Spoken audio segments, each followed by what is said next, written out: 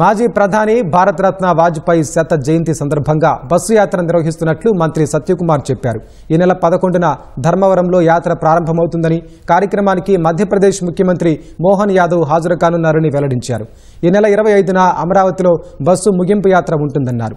Bus యాత్ర ద్వారా అటల్ బిహారీ వాజ్పేయి దేశానికి చేసిన సేవలను గుర్తు చేయనున్నట్లు చెప్పారు.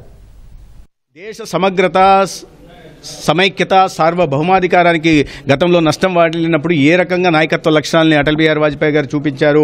అది పోఖ్రాన్ 2 టెస్ట్ కానీ, లేదా మన దేశంలో ఉగ్రవాదాన్ని ప్రేరేపిస్తుంటే కార్గిల్ యుద్ధం చేసి వాళ్ళని ఓడించిన విషయాన్ని కానీ గుర్తు చేసుకుంటూ, తద్వారా అటువంటి నాయకత్వం మళ్ళీ ఇవాళ కొనసాగుతుంది. ఆపరేషన్ సింధూర్ కానీ, లేదా ప్రపంచవ్యాప్తంగా భారతీయులకు పెరిగిన ఖ్యాతి గురించి కూడా ఇవాళ ముఖ్యమంత్రి గారు కూడా చెప్పడం జరిగింది. ఈ స్ఫూర్తిని మరింత తీసుకెళ్లి ప్రజల్లోకి తీసుకెళ్లి వారి చేసిన సేవల్ని గుర్తించడమే కాకుండా ఆ స్ఫూర్తితో మళ్ళీ మనం అందరం కలిసి మన ఈ జాతి సేవకు పునరంకితమై ఒక వికసిత్ భారత్ నిర్మాణానికి, ఒక స్వర్ణాంధ్ర నిర్మాణానికి మళ్ళీ పునరంకితమయ్యే దిశగా కూడా యువతని, ప్రజల్ని చైతన్యం చేసే దిశగా ఈ యాత్ర సాగుతుంది. ప్రభుత్వ పాఠశాలలో 10వ తరగతి చదువుతున్న దాదాపు 2100 మందికి ఒక్కొక్కటి 5,000 విలువ చేసే ఒక సైకిల్ని ఉచితంగా ఇవ్వడం జరుగుతుంది.